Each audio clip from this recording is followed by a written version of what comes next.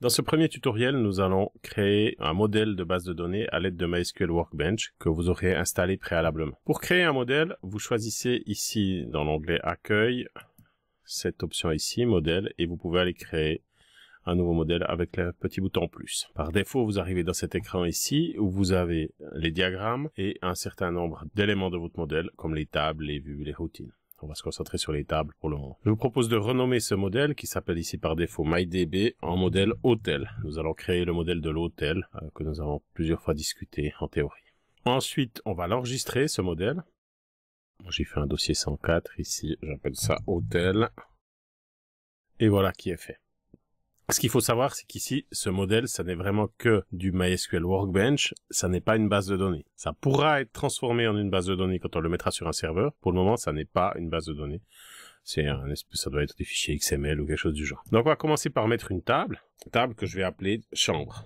Et ensuite, on va mettre des attributs ou des champs à cette table, comme l'attribut ID chambre, qui sera son identifiant unique. On va mettre un int, on va le dire que c'est la clé primaire, primary key, qu'elle est not null. Not null, ça signifie qu'elle doit de toute façon toujours avoir une valeur. Ensuite, on va lui dire encore qu'elle est unsigned.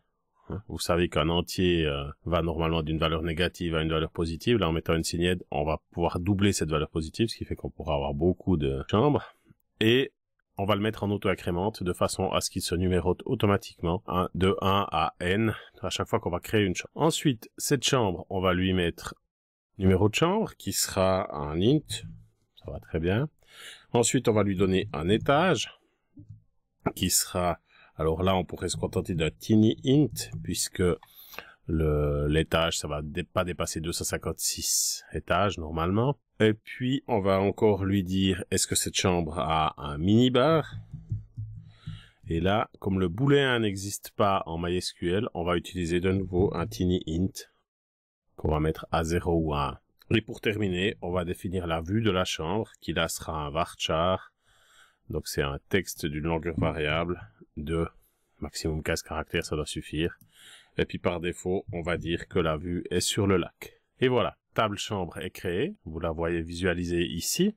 On va pouvoir aller la mettre dans un diagramme. Alors je vais enregistrer mon modèle. N'oubliez pas d'enregistrer assez régulièrement votre modèle.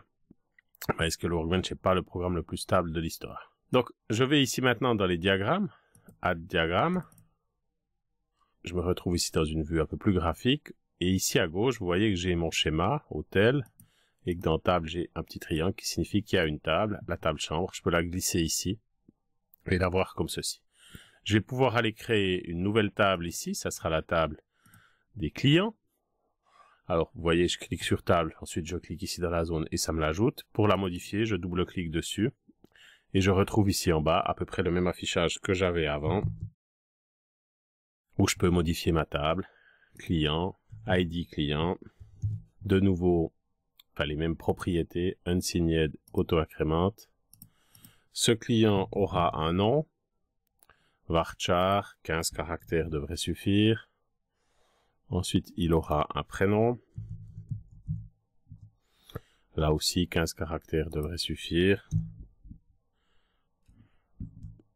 Faut savoir qu'on peut toujours après aller augmenter ça assez facilement.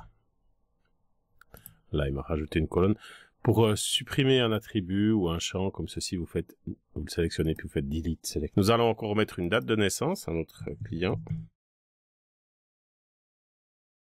que l'on mettra cette fois-ci en format date, voilà, comme ceci. Et voilà notre table client minimale mais qui existe déjà. Maintenant, nous devons mettre entre la table des chambres et la table des clients une table des réservations. Voilà, donc je crée une nouvelle table et je vais l'appeler réservation. Avec évidemment un ID réservation, avec toujours les mêmes propriétés. Une date de réservation, date réservation comme ceci, qui sera de nouveau au format date. Un nombre de nuits.